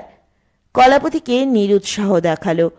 ধুপু ওর কাঁধে হাত রেখে শান্ত নরম স্বরে বলল, এটাকে ক্লাসের পরীক্ষা ভাবছিস কেন? স্কুলে ভর্তি হওয়ার জন্য যে পরীক্ষা দিতে হয় এটা সেই রকম। আমাকেও দিতে হয়েছিল। অনেক এলেবেলে আসে তো, সবাই বলে দারুণ ব্যাট করি, দুর্দান্ত বল করি। বাবুদা তাদের এক ওভার দেখে নিয়েই ইন্দুদিকে বলে দেন, এর কোনো কালে হবে না। কারো সম্পর্কে বলেন 3 বছর রগড়ালে যদি কিছু হয়, কিংবা বলেন এই মেয়েটার ক্রিকেট সেন্স আছে, একে রেখে দিন, খাটলে দাঁড়িয়ে যেতে পারে। বাবুদা একজন উইকেট কিপার চাইছেন যে হাসি দিয়ে স্ট্যান্ড বাই থাকবে। তোর কথা শুনে তো ভয় লাগছে, যদি বাবুদা বলে দেয় এর কোনো কালে কিচ্ছু হবে না, কিংবা 3 বছর রগড়াতে হবে। তা বলে দিতেই পারেন, কিন্তু পরীক্ষায় না নেমেই তুই ধরে নিচ্ছিস কেন ফেল করবি? কাল ঠিক সকাল 6:30 তোদের বাড়ির সামনের বাস স্টপে থাকবি। আমি এসে সঙ্গে করে নিয়ে যাব। ব্যাট গ্লাভস প্যাড নিতে ভুলিসনি। ধুপু ক্লাসে চলে গেল। কলাপতিও স্কুল থেকে বাড়ি ফিরে অন্য দিনের মতো মুরারির ছোড়া বল ধরার প্র্যাকটিসে এসে নামল না। তার বদলে বাগানে ফ্রি হ্যান্ড ব্যায়াম আর 500 স্কিপিং করলো দড়ি দিয়ে। দাদুকে বাড়ি ফিরেই বলেছে সকালে সল্টলেকে যাবে পূর্ব কলকাতার নেটে পরীক্ষা দিতে। রাতে খাবার টেবিলে রাজশেখর ছেলেকে বললেন, সতু, কাল সকালে তোর একটা কাজ আছে। কালুকে সল্টলেকে গাড়িতে পৌঁছে দিয়ে আসবি, ও পরীক্ষা দিতে যাবে। সত্যশেখর অবাক হয়ে বলল, পরীক্ষা কিসের? উইকেট কিপিং এর। একে ব্লকের পার্কে পূর্ব কলকাতার নেট পড়ে, সেখানে কালু পরীক্ষা দিতে যাবে। 6:30 বেরোবে। সত্যশেখর বলল, সল্টলেকের রাস্তা আমার গুলিয়ে যায়, ব্লক টকও আমি চিনি না। ওখানে তো জলের ট্যাঙ্কের নম্বর দিয়ে পাড়া চিনতে হয়। কলাপতি বলল, ধুপু চেনে, ওর সঙ্গে যাবে। মাঝরাত পর্যন্ত কলাবতী বিছানায় এপাশ ওপাশ করল। তার মাথায় শুধু ঘুরছিল কথাগুলো। এর কোনো কালে হবে না, হবে না, হবে না। স্কুলের অ্যানুয়াল পরীক্ষার দিনও সে নিশ্চিন্তে ঘুমিয়েছে, এমন অস্থির কখনো হয়নি। অ্যালার্ম দেওয়া ঘড়িটা 5:30 তার ঘুম ভাঙিয়ে না দিলে হয়তো সে 7টা পর্যন্ত ঘুমোতো। সত্যশেখর চা খেয়ে গাড়ি বার করলো ঠিক 6:30। ভোজনপটু অলস কাকাকে শর্ট স্কেটস আর টি শার্ট পরা দেখে কলাপতি একটু অবাক হয়ে জিজ্ঞেস করলো, কি ব্যাপার, তুমি দৌড়বে নাকি? ভাবছি একটু ছুটলে টুটলে কেমন হয়, খিদেটা একটু বাড়ে তাহলে। কাল পাঁচুড়ায় হাইকোর্টের বার লাইব্রেরিতে আমাকে কুলফি মালাই খাওয়ার চ্যালেঞ্জ দিল। বলল 2 ঘন্টার একটা সেশনে ও নাকি 15টা খেয়েছে বড় বাজারের কোনো এক দোকানে। নে ওঠ। পাশ বালিশের খোলের মতো একদিকে দড়ি লাগানো একটা কাপড়ের থলিতে ব্যাট, প্যাড, গ্লাভস ইত্যাদি নিয়ে কলাপতি গাড়িতে উঠতে যাচ্ছে, তখন লেজ তুলে ঘু ঘু করে ডাকতে ডাকতে ফিটনের ঘর থেকে ছুটে এলো খয়েরি।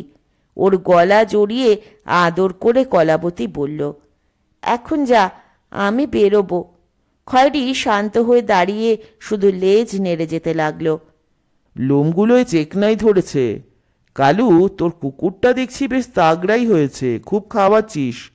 সত্যশেখর মন্থর গতিতে গাড়িটাকে ফটক থেকে বার করার সময় বলল, কুকুর নয় কাকা, ওর একটা নাম আছে। গম্ভীর মুখে কলাবতী বলল। খয়েরিকে কেউ কুকুর বললে তার রাগ হয়। আমরা যা খাই ভাত জল তরকারি, খয়েরিও তাই খায়। ওর জন্য আলাদা করে কিছুই কেনা হয় না। ও তো বিলেতি মেম সাহেব নয়। ওই যে ধুপু দাঁড়িয়ে। একটা ব্যাট হাতে নিয়ে সাদা ট্রাউজার পরা ধুপু বাস স্টপে দাঁড়িয়েছিল। গাড়িটা ওর সামনে এসে দাঁড়াতেই অবাকই হলো। কলাবতী বলল, উঠে আয়, কাকার খিদে হচ্ছে না, তাই একটু ছুটতে যাবে। ভালোই হলো। গাড়িতে উঠে ধুপু পড়ল। একটু আরাম করে আজ যাওয়া যাবে।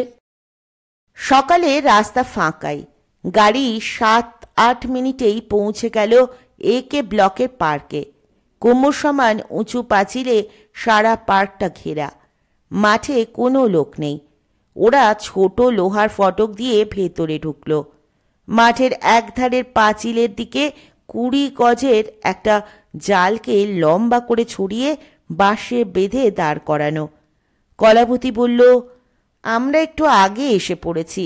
ধুপু, নেটটা এভাবে খাটানো কেন রে?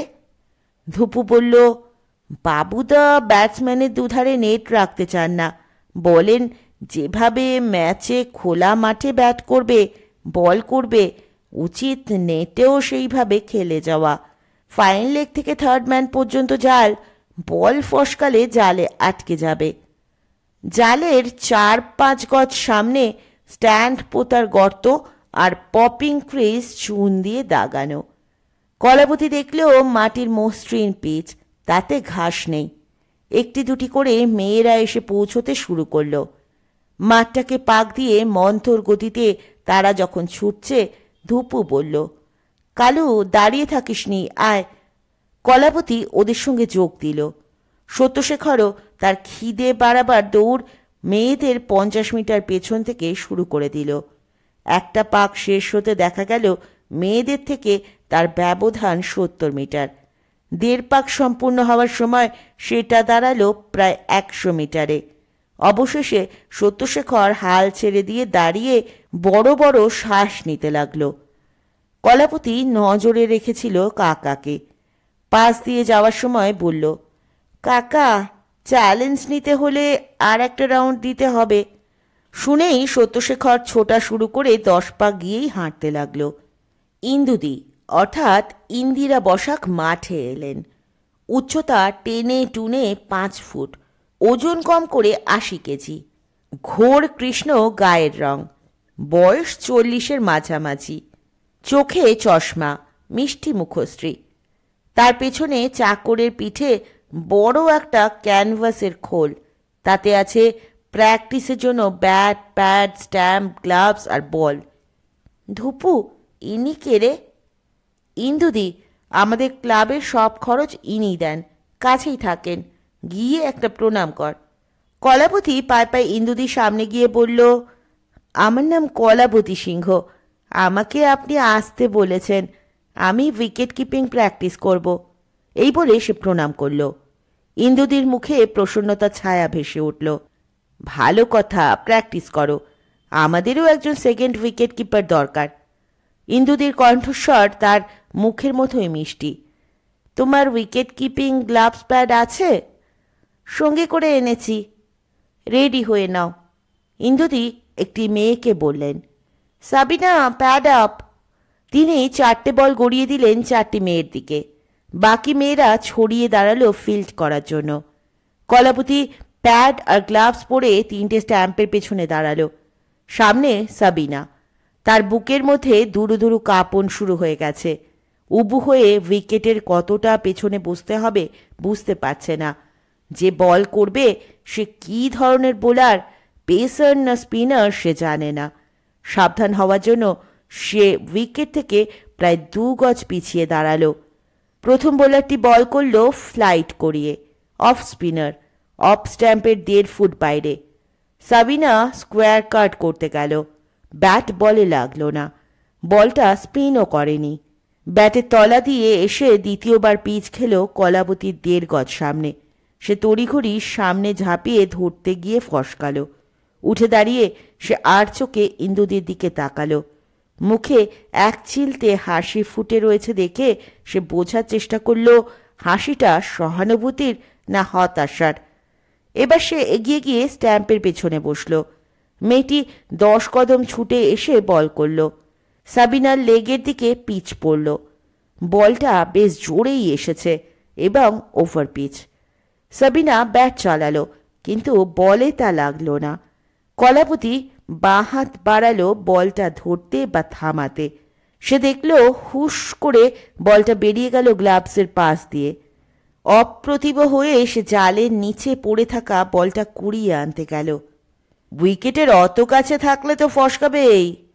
জালের ওধারে দাঁড়িয়ে থাকা যে লোকটি কথাগুলো বলল, কলাবতী তাকে এই প্রথম দেখল। কে কি ধরনের বোলার তা তো আমি জানি না, কলাবতী কৈফিয়ত দেওয়ার সুরে বলল। আজ প্রথম? হ্যাঁ। লোকটি জালের এধারে আসার জন্য হাঁটতে শুরু করলো। ফর্সা গায়ের রং, মাথা চুল পাতলা হয়ে এসেছে, নাতি দীর্ঘ, দোহারা, বয়স 40-এর কাছাকাছি। পরনে সবুজ টি শার্ট, সাদা ট্রাউজার ও স্নিকার। কলাবতীর মনে হলো ইনিই বোধহয় সেই বাবুদা। বোলারদের কাছে গিয়ে বাবুদা দুটি মেয়ের কাছ থেকে বল চেয়ে নিয়ে অন্য দুটি মেয়েকে দিলেন। তারপর চেঁচিয়ে কলাবতীকে বললেন, সবাই মিডিয়াম পেসে বল করে।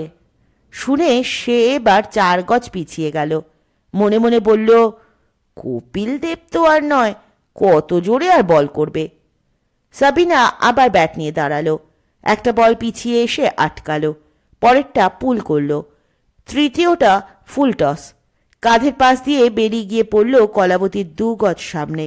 সে বলের লাইনে সরে এসেছিল। পিচ পড়ে বলটা লাফিয়ে তার কপালে লেগে ছিটকে উঠল। ঠকাস একটা শব্দ হলো। ছুটে গেল সাবিনা, ইন্দুদি, ধুপু ও বাবুদা। কপাল ফাটেনি, রক্ত বেরোয়নি, আঘাতের জায়গাটা ফুলে উঠেছে, একটা টনটনে ব্যথা শুরু হয়েছে। কিন্তু এটা ছাপিয়ে কলাবতীর শুরু হলো লজ্জা পাওয়ার যন্ত্রণা। কি ভাবছে সবাই? বড় প্লেয়ারদের মতো সাজগোজ করে নেমে শেষে কিনা বলই ধরতে পারল না। চাল মারতে ক্রিকেট খেলছে। সবাই মুখে আহাউহু করবে, কিন্তু মনে মনে নির্ঘাত মুচকি হাসবে। প্রথম দিনে 4-5টা মাত্র বল হতেই এই লজ্জায় ফেলে দেওয়ার মতো ব্যাপারটা ঘটে গেল। তাও যদি একটা বলও সে ঠিক মতো ধরতে পারত। ইন্দুদি আলতো করে কপালে আঙুল বুলিয়ে জিজ্ঞেস করলেন, লাগছে? কলাবতী মুখে হাসি টেনে মাথা নাড়ল, একটুও না। বাবুদা বলল, আজ থাক, আর উইকেটের পিছনে গিয়ে কাজ নেই। না না, আমি ঠিক আছি, একটু আদ্র তো ক্রিকেট খেলতে গেলে লাগবেই। কলাবতী তাচ্ছিল্য দেখিয়ে ঠোঁট বাঁকিয়ে বলল, কপালে টনটনে যন্ত্রণা শুরু হয়েছে, কিন্তু সে ঠিক করেই ফেলেছে, লজ্জা নিয়ে সে বাড়ি ফিরবে না। ধুপু এসে ফিসফিস করে বলল, তোর কপালে তো একটা ছোট আলু ফুলেছে রে কালু, আজ তুই বাড়ি চলে যা। না। কঠিন গলায় কথাটা বলে কলাবতী উইকেটের পেছনে গিয়ে দাঁড়ালো। ইন্দুদি একটি মেয়েকে বললেন, দৌড়ে গিয়ে ফ্রিজ থেকে বরফ নিয়ে এসো। বাবুদা আগাগোড়া কলাবতীর ভাবভঙ্গি লক্ষ্য করে যাচ্ছিল। বলল, ঠিক আছে, তুমি কিপ করো। সত্যশেখর দূরে বসেছিল ঘাসের উপর। ভাইজিকে ঘিরে একটা জটলা দেখে সে অবাক হয়ে উঠে পড়ল, কিন্তু আবার কলাবতী উইকেটের পেছনে যাওয়াতে সে বসে পড়ল। সাবিনা ব্যাট হাতে ক্রিজে স্টান্স নিল। কলাবতী অনেকটা পিছিয়ে দাঁড়ালো। অফ স্ট্যাম্পে বল। সাবিনা ড্রাইভ করল। ব্যাটের কোনায় লেগে বল সেকেন্ড স্লিপের দিকে যাচ্ছে। কলাবতী ডান হাত বাড়িয়ে ঝাঁপালো এবং একবার জমিতে শরীরটা গড়িয়ে বল হাতে নিয়ে উঠল। বল ধরা হাতটা তুলে চেঁচিয়ে উঠল, হাউস দ্যাট! ধুপু ছুটে এসে জড়িয়ে ধরল। ইন্দুদির মুখ ভরে গেল হাসিতে। বাবুদা নিচের ঠোঁট কামড়ে মাথা নেড়ে যাচ্ছে, আর কলাবতীর সারা দেহ গরম হয়ে উঠেছে লজ্জা থেকে মুক্তি পাওয়ার জন্য মরিয়া হয়ে ওঠায়। তার মাথার মধ্যে ঝাঁঝা করছে একটা কথাই, দেখিয়ে দিতে হবে, দেখিয়ে দিতে হবে। এরপর সে আরও কয়েকটা বল ধরল এবং ফসকালো। মেয়েটি একটা রুমালে বেঁধে বরফ এনেছে। কলাবতী সেটা কপালে ঘষল। 4 জনের ব্যাটিং হয়ে যাওয়ার পর বাবুদা বলল, ব্যাট করতে পারবে? পারবো। নিজের থলি থেকে ব্যাট আর ব্যাটিং গ্লাভস বার করে নিয়ে কলাবতী ক্রিজে এলো। মাথার মধ্যে এখনো আগুন জ্বলছে। উইকেট কিপারকে ব্যাটটাও করতে হয়। যার বল তার কপালে লেগেছে সে প্রথমেই তাকে বল করতে এলো। অফ স্ট্যাম্পে শর্ট পিচ। একটু পিছনে হেলে মারার জন্য জায়গা করে নিয়ে কলাবতী কাট করল। বল গেল গালির দিকে। পরের বলটাকে প্রচণ্ড আক্রোশে এক পা বেরিয়ে গিয়ে তুলে দিল বোলারের মাথার ওপর দিয়ে। পরের বলটারও একই অবস্থা হলো। চতুর্থ বলটাকে পুল করলো। একটি মেয়ে হাত বাড়িয়ে ধরতে গিয়েও হাত টেনে নিল। সে 16টা বল খেলল। 16টাই তার মার মার করা ব্যাটের ধাক্কায় মাঠের সর্বত্র ছিটকে ছিটকে গেল। একটা বল গেল পয়েন্টে, যেখানে সত্যশেখর বসেছিল। সে বলটা কুড়িয়ে ছোড়ার জন্য হাতটা তুলে বুঝল বলটা যথাস্থানে পৌঁছে দিতে পারবে না। বল হাতে সে বোলারের কাছে এসে আলতো করে ছুড়ে দিল। সতু না? বাবুদা চোখ কুঁচকে বলল। তাই বলি, কুমড়োর মতো বসে থাকা লোকটাকে যেন চেনা চেনা মনে হচ্ছিল। এখানে কি করতে? আমি কিন্তু অনেকক্ষণ আগেই তোকে চিনতে পেরেছি। ওই মেয়েটা যে তোর বোলারদের ছাতু করছে, আমার ভাইজি। সত্যশেখর ক্রিজে থাকা কলাবতীর দিকে আঙুল তুলল। তোর ভাইজি? বাবুদার গলায় সুস্পষ্ট অবিশ্বাস। এমন একটা অ্যাথলিট মেয়ে তোর ভাইজি? বিশ্বাস হচ্ছে না। বিশ্বাস না হয় তুই মলুকে জিজ্ঞেস করিস, ওর স্কুলেই পড়ে। মেয়েটার দিকে নজর রাখিস, দারুণ সম্ভাবনা আছে। বহু বছর পর তোর সঙ্গে দেখা হয়ে গেল, এখনো আগের মতো খাচ্ছিস? বাবুদা সত্যশেখরের পেটে হাত বোলালো। 20 বছর পরে দেখা, আর অমনি খাওয়ার কথা। তোর কি আর কিছু মনে পড়ে না? অভিযোগের সুরে সত্যশেখর বলল। মনে পড়বে কি করে? তোর সঙ্গে শেষ দেখা তো মামিমার মানে মলুর মার শ্রাদ্ধে। তোর পাশে খেতে বসেছিলুম নিয়ম ভঙ্গের দিন। তখন দুজনেই কলেজে পড়ি। খাওয়া শেষ হওয়ার পর তুই বাজি ধরলি 30টা রাজভোগ খাবি, প্রত্যেকটার জন্য 10 পয়সা। 3টে টাকা আদায় করে ছেলেছিলি। দেখ দেখ তোর ভাইজি চালাচ্ছে কেমন। কপালে একটা বল ভালোই লেগেছিল, কিন্তু বসে যায়নি। মেয়েটা খুব রোখা।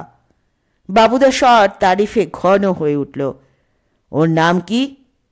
কলাবতী, কালু বলে ডাকি। তুই থাকিস কোথায় রে? এই তো ভিজে ব্লকে। আয় না একদিন। ঠিক 8টায় প্র্যাকটিস শেষ হলো। বিদায় নেওয়ার সময় বাবুদা কলাবতীকে বলল, তুমি কিন্তু রেগুলার এসো। বিকেলের প্র্যাকটিসে আসতে যদি বেরোতে দেরি হয় তাহলে মলুকে বলে তোমাকে লাস্ট পিরিয়ডে ছুটির ব্যবস্থার চেষ্টা করব, দুপুর জন্য। ইন্দুদি বলল, তোমার কিটসগুলো এখানেই রেখে যাও, রোজ রোজ বয়ে আনবে কেন? কপালটা বড্ড ফুলেছে, বাড়িতে গিয়ে বরফ দিও। ফিরে আসার সময় কলাবতী জিজ্ঞেস করলো, কাকা তুমি বাবুদাকে চেনো? চিনব না? ও তো মলুর পিস্তুত ভাই। মলুদের কলকাতার বাড়িতে থেকেই তো কলেজে পড়েছে। শুনছিলেন মতিনন্দীর লেখা কলাবতী সিরিজ থেকে কলাবতী ও খয়েরির 2য় পর্ব। খুব তাড়াতাড়ি ফিরব 3য় এবং শেষ পর্ব নিয়ে। ততক্ষণ পর্যন্ত সকলে ভালো থাকবেন, সুস্থ থাকবেন, পাশে থাকবেন। নমস্কার।